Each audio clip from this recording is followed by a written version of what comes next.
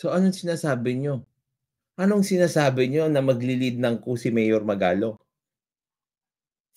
Anong sinasabi niyo na may meeting para magkaroon ng coup? Okey naman pala. Sinungaling ka talaga. Pareho kayong addictus rex. Si addictus rex nga lang ikaw nga lang addict sa pagsisinungaling.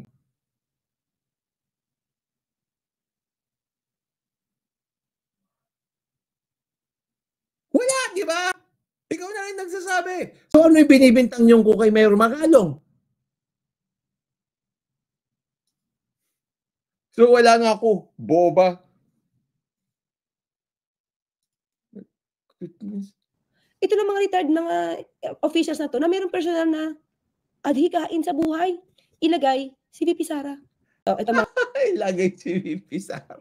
Saan mo kinuha yun?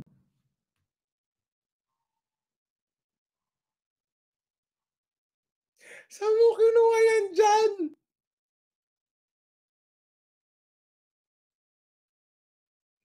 My goodness. Sinungaling na tao.